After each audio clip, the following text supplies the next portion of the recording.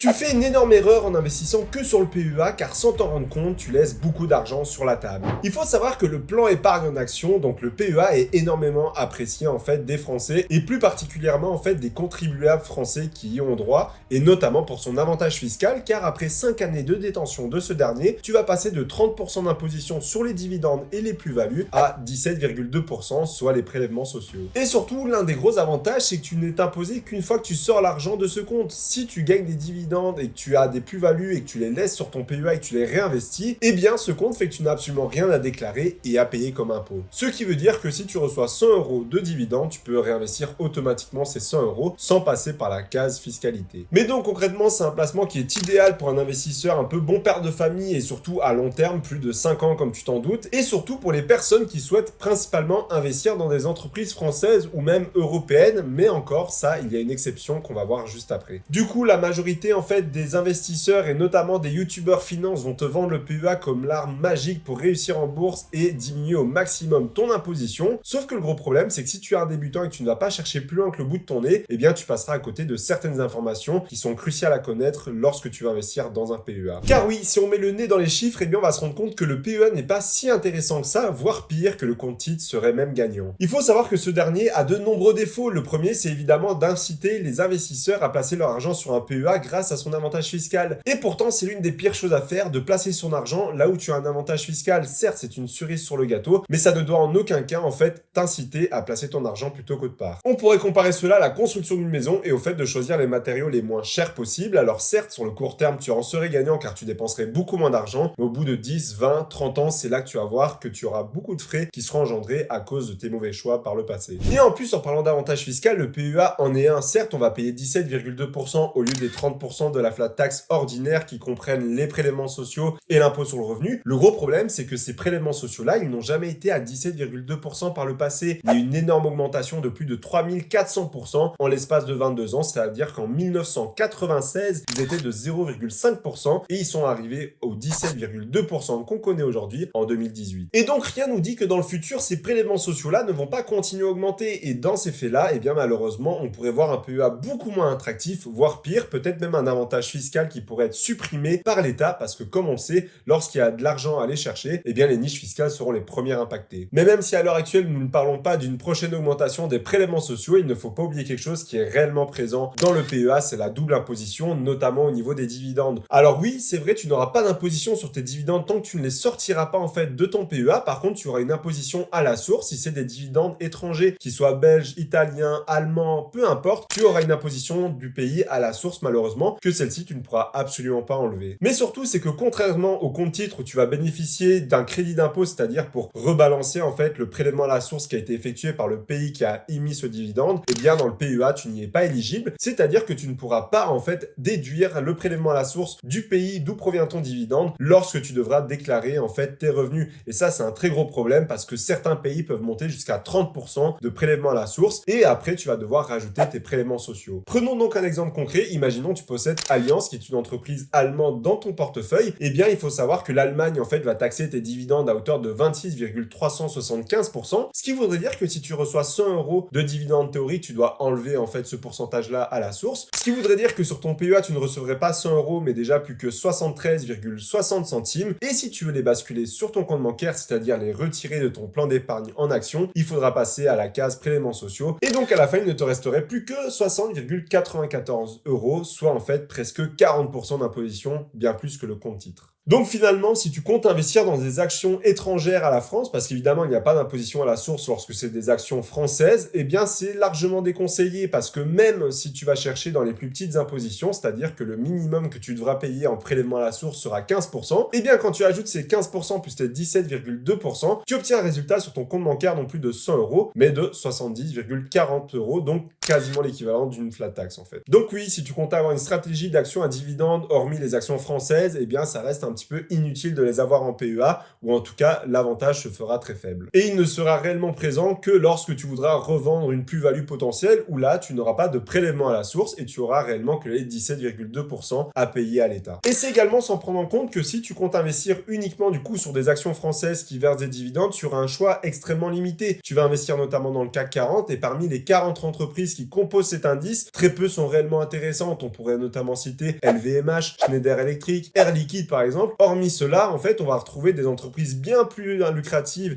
et bien plus à croissance du côté américain malheureusement. En fait, tu dois avoir le PEA un peu comme si je te donnais un poulailler avec différentes poules. Parmi ces poules-ci, tu aurais évidemment 4 poules qui seraient peut-être excellentes, c'est-à-dire avec de très bons œufs, aussi en excellente santé, mais malheureusement, 4 poules, ça ne suffirait pas pour toi en fait à produire des œufs et les vendre, il t'en faudrait un peu plus, donc tu te verrais obligé en fait de rajouter des poules qui seraient peut-être en moins bonne santé et qui pourraient potentiellement contaminer tes autres poules qui performeraient bien, parce que sinon malheureusement tu ne serais pas assez diversifié, et si une de tes 4 poules viendrait à mourir, tu aurais beaucoup plus d'ennuis malheureusement, et donc tu vas être obligé de diversifier sur des choses un petit peu plus touchy. Eh bien c'est exactement la même chose en fait dans ton PEA, tu ne vas pas pouvoir te permettre d'investir que sur LVMH, Air Liquide et Schneider Electric sans tu n'aurais pas assez de diversification. Idem au niveau des secteurs, tu vas être obligé d'avoir un peu d'énergie, un petit peu de communication, de technologie. Et le gros problème, c'est que tu n'auras pas énormément de choix dans ces industries-là. Et malheureusement, tu seras quand même obligé d'avoir une diversification assez suffisante pour limiter les risques. Et ainsi, par la même occasion, du coup, tu vas forcément baisser ton rendement parce que tu devrais obligatoirement te tourner vers des entreprises un petit peu moins intéressantes que tu aurais pu trouver en compte titre. Et surtout, pour revenir au niveau du dividende, il faut savoir que même là, c'est une stratégie qui est très peu intéressante pour toi. Pourquoi? Parce qu'aujourd'hui, si on prend pas le rendement en dividende actuel, certes, Total verse un très beau dividende, Ruby également, mais si on prend réellement le rendement sur coût, donc le yield on cost qui est calculé non pas avec la valeur actuelle de l'action, mais avec la valeur à laquelle tu l'as acheté, eh bien là-dessus, tu vas être beaucoup plus avantageux en compte titre par exemple. On peut notamment citer l'achat de Total et de Microsoft qui aurait été fait au même moment en 2014. Eh bien, il faut savoir qu'avec Total, tu auras un rendement sur coût actuel de 4,5%, alors que du côté de Microsoft, tu serais plutôt à hauteur de 7,5%. Donc même si ton rendement théorique actuel te semble extrêmement faible sur un compte titre, alors que c'est des entreprises de très bonne qualité, sur le long terme, il battrait largement en fait tes entreprises du PEA. Et ça, c'est une réalité. Tu auras très peu de choix en fait d'entreprises qui auront un très bon rendement sur coût dans les prochaines années, à l'heure actuelle, hormis peut-être LVMH encore une fois, ou d'autres entreprises très connues du CAC 40, mais malheureusement, ce n'est qu'une infime minorité. Et enfin, on va pas se mentir, lorsque tu investis aussi dans ce compte-là, tu seras forcément obligé de passer par des courtiers qui seront bien français, donc avec une interface très peu intuitive de manière générale, et des frais aussi bien plus élevés que certains comptes titres qui pourraient être proposés, et donc effectivement, ça va aussi impacter tes performances à long terme. Et selon moi, le compte titre possède de nombreux avantages qui va lui permettre de détrôner largement le PEA. Premièrement, comme tu le sais, les avantages du compte titre sont les inconvénients en fait du PEA, c'est-à-dire que le PEA, tu es obligé d'investir dans des entreprises européennes, une limite de plafond de 150 000 euros, attendre avant 5 ans tout retrait pour bénéficier de l'avantage fiscal, alors que le compte titre, c'est la liberté en tant que telle, pas de plafond de versement, pas de limite d'action autorisée et surtout pas de limite de temps avant de retirer son gain en fait. Par contre, le désavantage, c'est que tu es taxé à 30% quoi qu'il arrive.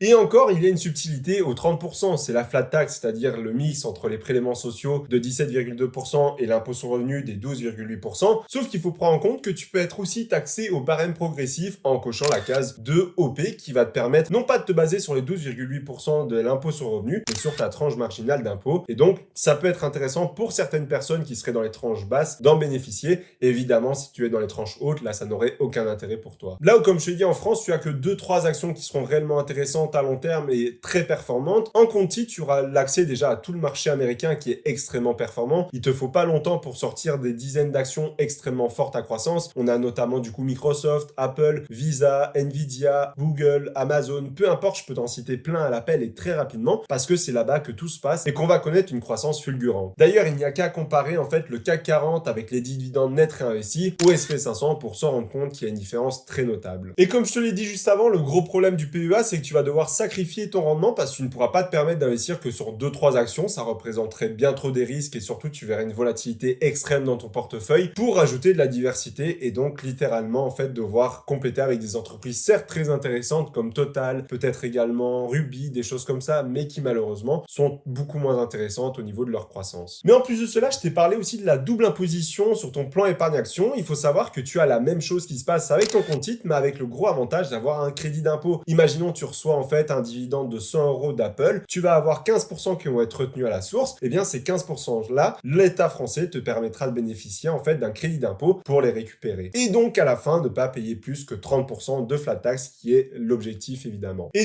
tu n'as pas que ça sur les dividendes, les moins-values rentrent également en compte, c'est-à-dire qu'imaginons tu as acheté Apple 100 €, tu vas la revendre 70 €, tu as perdu 30 € du coup de moins-value. Dans ces cas-là, tu pourras reporter ces 30 € là de moins-value sur tes prochaines plus-values potentielles afin d'éliminer en fait cette partie-là d'imposition sur les 10 prochaines années. Évidemment, malheureusement, ça ne s'appliquera pas aux dividendes, tu seras obligé de payer l'imposition sur ces derniers. Et d'ailleurs, c'est pour ça que de nombreux investisseurs vont valider en fait leur moins-value chaque année afin de bénéficier de ce crédit d'impôt-là sur les 10 prochaines années. Évidemment, l'objectif, ce n'est pas d'abandonner la position, mais de la racheter directement afin de simplement acter cette perte fiscalement parlant et afin de rebénéficier du même nombre d'actions juste après. Et là, tu vas me dire, oui, mais Maxime, t'es bien gentil, mais en PEA, il n'y a pas que les actions. Il y a évidemment les ETF et notamment le plus connu et le plus acheté des particuliers, l'ETF Monde. Alors évidemment, si on prend en compte le fait d'acheter un ETF Monde dans un PEA ou dans un compte titre, il serait beaucoup plus logique de passer en fait via un ETF dans un PEA. Par contre, ça serait oublier qu'on a une centaine d'ETF éligibles au PEA contre une millier dans un compte titre et ça fait toute la différence. Notamment parce qu'on n'aura pas accès aux ETF dits Smart Beta comme des ETF Momentum qui vont chercher les entreprises avec un cours en constante augmentation ou alors un ETF Quality qui va chercher les entreprises de forte qualité, de valeur, les entreprises sous-évaluées ou toutes ces choses-là qui ont tendance à surperformer les ETF Monde de manière générale. Je te donne un exemple, si imaginons tu avais investi sur un PEA sur le ETF Monde le plus connu, le CW8, ou alors sur un compte titre sur le Momentum Monde, la même somme pendant la même durée de temps, tu aurais obtenu une performance totalement différente. À la fin de ces 10 années d'investissement, avec l'ETF Momentum, tu aurais eu 1645 € net, c'est-à-dire en déduisant la flat tax de tes performances, contre 1424 € net en déduisant cette fois-ci les prélèvements sociaux sur le PEA avec le CW8, donc l'ETF Monde. Et donc malheureusement, oui, même l'argument du fait qu'on peut investir sur l'ETF Monde ou SP500 en fait en PEA n'est même pas valable, car tu pourras certainement trouver des ETF qui font mieux en compte titre malheureusement, et non pas sur 1 ou 2 ans, mais bien sur 10, 15, 20 ans parfois. Donc pour moi, la solution idéale sera pour les investisseurs à actions à dividendes de majoritairement acheter leurs actions sur un compte titre, notamment tout ce qui sera du côté outre-Atlantique avec Apple, Microsoft et autres. Et évidemment, les actions éligibles qu'ils souhaitent acquérir en PEA, et bien les prendre sur ce compte-là afin de bénéficier de l'avantage fiscal, sauf si c'est une action étrangère et que tu souhaites réellement vivre des dividendes, parce que parfois tu pourrais même te faire avoir en PEA, comme je te l'ai cité avec la double imposition. D'ailleurs, si tu veux savoir pourquoi est-ce que tu es en train de choisir les mauvaises actions en bourse et comment réajuster le tir, je t'ai fait une vidéo juste ici à ce sujet. On se retrouve juste derrière. À tout de suite.